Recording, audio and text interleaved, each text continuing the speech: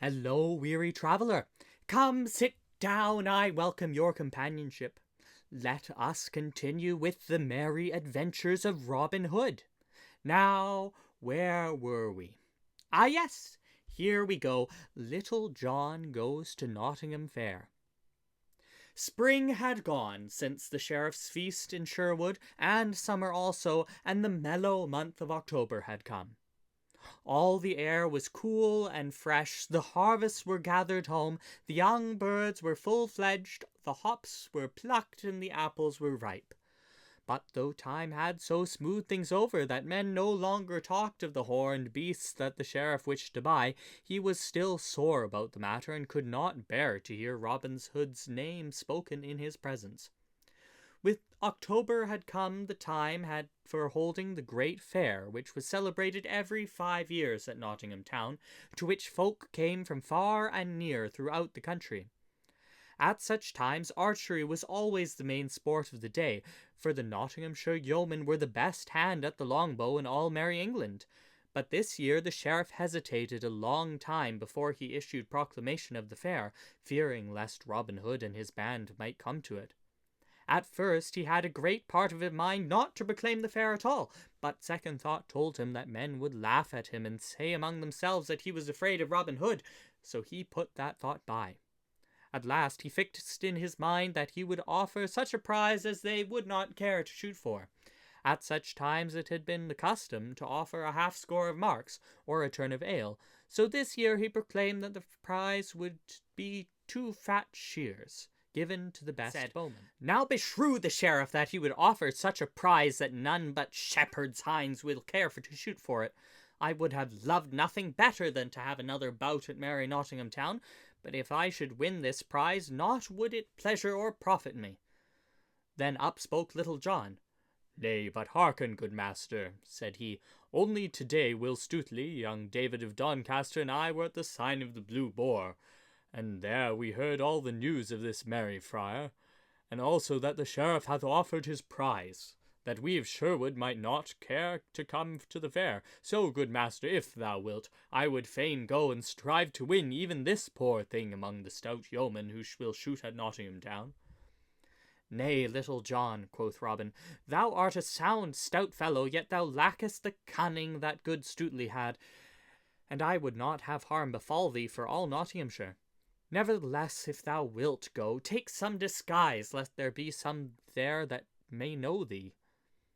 So be it, good master, quoth Little John, yet all the disguise that I wish is a good suit of scarlet instead of this Lincoln green. I will draw the cowl of my jacket about my head, so that it will hide my brown hair and beard, and then I trust no one will know me. It is much against my will, said Robin Hood. Nevertheless, if thou dost wish it, get thee gone. But bear thyself seemingly, Little John, for thou art mine own right-hand man, and I could ill bear to have harm befall thee. So Little John clad himself all in scarlet, and started off to the fair at Nottingham town. Right merry were these fair days at Nottingham, when the green before the great town gate was dotted with booths, and standing in rows, with tents of many-coloured canvas hung about with streamers and garlands of flowers, and the folk came from all the countryside, both gentle and common. In some booths there was dancing to merry music. In others flowed ale and beer, and in others yet again sweet cakes and barley sugar were sold, and sport was going on outside the booths also, where some minstrel sang ballads of the olden time, playing a second upon the harp, or where the wrestlers struggled with one another within the sawdust ring, but the people gathered most of all around a raised platform where stout fellows played at quarterstaff. So Little John came to the fair. All scarlet were his hose and jerkin, and scarlet was his cowled cap, with a scarlet feather stuck in the side of it. Over his shoulders was slung a stout bow of yew, and across his back hung a quiver of good round arrows. Many turned to look after such a stout tall fellow, for his shoulders were broader by a palm's breadth than any that were there, and he stood a head taller than all of the other men. The lasses also looked at him askance, thinking they had never seen a lustier youth. First of all he went to the booth where stout ale was sold, and, standing aloft on a bench, he called to all that were near to come and drink with him. "Hey, sweet lads," cried he, "who will drink ale with a stout yeoman? Come all, let us be merry, for the day is sweet and the ale is tingling. Come hither, good yeoman, and thou, for not a farthing shall one of you pay. Nay, turn hither, thou lusty beggar, and thou, jolly tinker, for all shall be merry with me." Thus he shouted, and all crowded around, laughing, while the brown ale flowed, and they called Little John a brave fellow, each swearing that he loved him as his own brother, for when one has entertainment with nothing to pay, one loves the man that gives it to one. Then he strolled to the platform where they were at cudgel play, for he loved a bout at quarterstaff as he loved meat and drink, and here befell an adventure that was sung in ballads throughout the mid-country for many a day. One fellow there was that cracked crowns of everyone who threw cap into the ring. This was Eric o' Lincoln, of great renown, whose name had been sung in ballads throughout the countryside. When Little John reached the stand, he found none fighting, but only bold Eric walking up and down the platform, swinging his staff and shouting lustily, "Now who will come and strike a stroke for the lass he loves the best, with a good Lincolnshire loman? How now, lads, step up, or else the lass's eyes are not bright hereabouts, or the blood of Nottingham youth is sluggish and cold. Lincoln against Nottingham, say I, for no one hath put foot upon the boards this day as such as we of Lincoln call a cudgel player." At this one would nudge another with his elbow, saying, "Go now, Ned," or "Go thou, Thomas," but no lad cared to gain a cracked crown for nothing. Presently Eric saw where Little John stood amongst the others, a head and shoulders above them all, and he called to him loudly, "Halloa, thou long-legged fellow in scarlet! Broad are thy shoulders, and thick is thy head. Is not thy lass fair enough for thee to take cudgel for her sake? In truth, I believe that Nottingham men do turn to bone and sinew, for neither heart nor courage have they. Now, thou great lout, wilt thou not twirl staff for Nottingham?" "Ay," quoth Little John, "had I but mine own good staff here, it would pleasure me hugely to crack thy knave's pate, thou saucy braggart. I wot it would be well wear for thee, and thy cock's comb were cut." Thus he spoke slowly at first, for he was slow to move, but his wrath gathered headway like a great stone rolling down a hill, so that at the end he was full of anger. Then Eric o' Lincoln laughed aloud. "Well spoken for one who fears to meet me fairly man to man," said he. "Saucy art thou thine own self, and if thou puttest foot upon these boards, I will make thy saucy tongue rattle within thy teeth." "Now," quoth Little John, "is there never a man here that will lend me a good stout staff till I try the mettle of yon fellow?" At this half a score reached him with their staves, and he took the stoutest and heaviest of them all. Then, looking up and down the cudgel, he said, "Now I have in my hand but a splint of wood, a barley straw as it were, yet I trow it will have to serve me. So here goeth."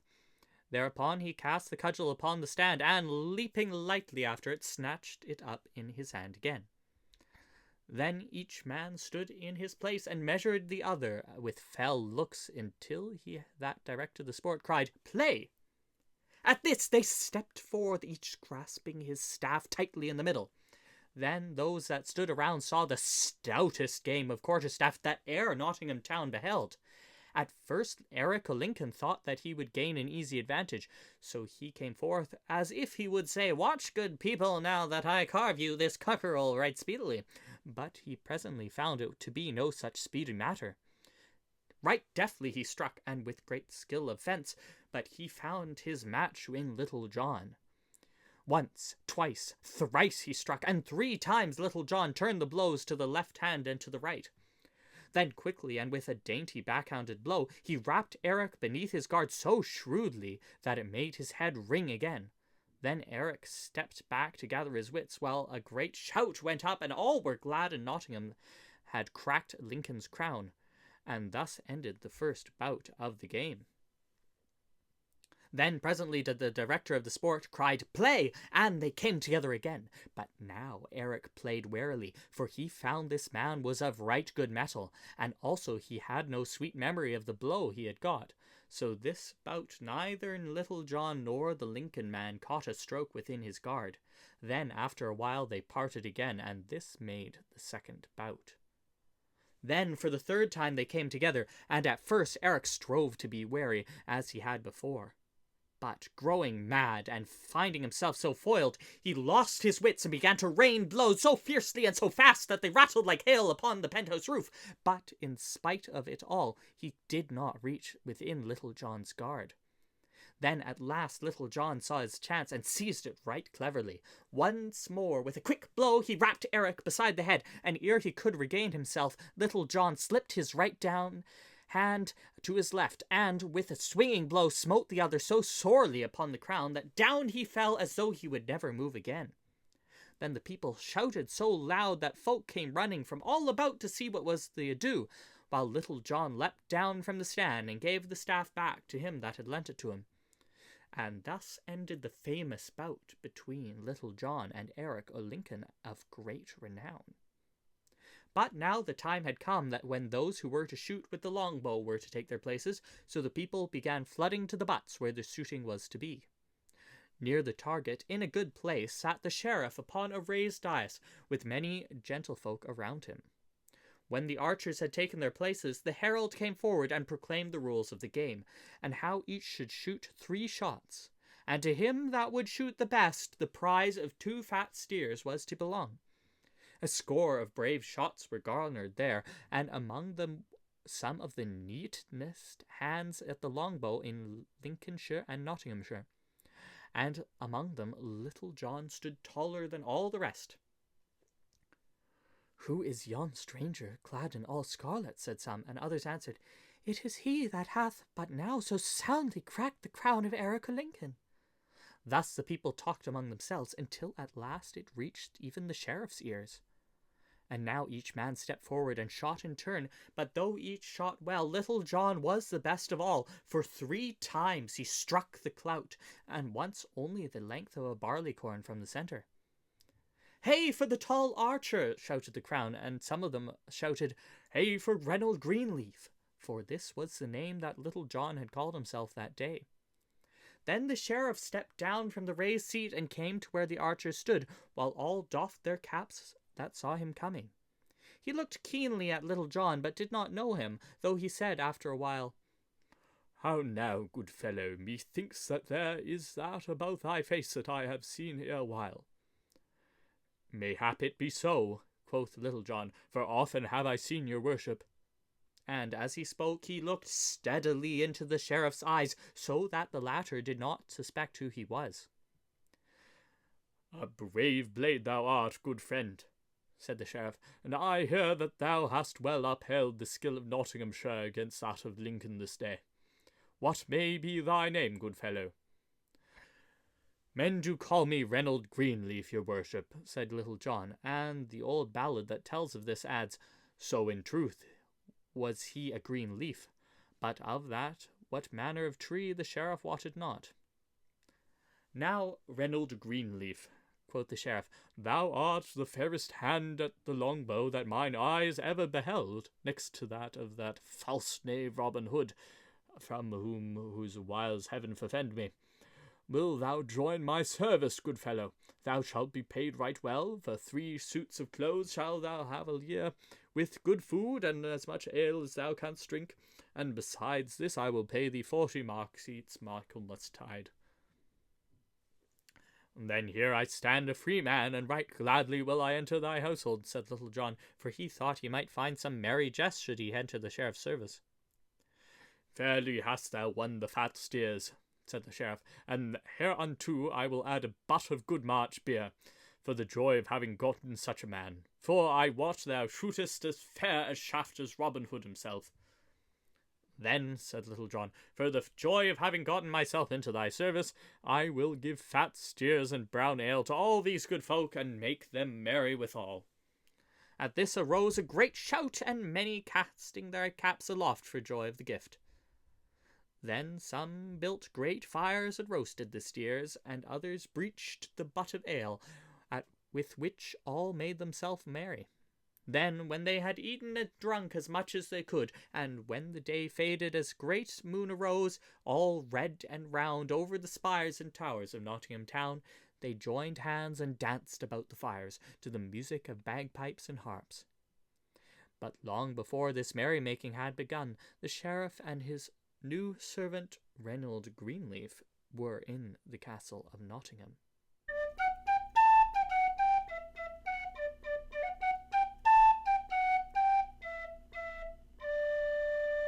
Alas, the time I must away. But fear not, my dear friend, we shall return. I look forward to when we meet again to continue on our tale.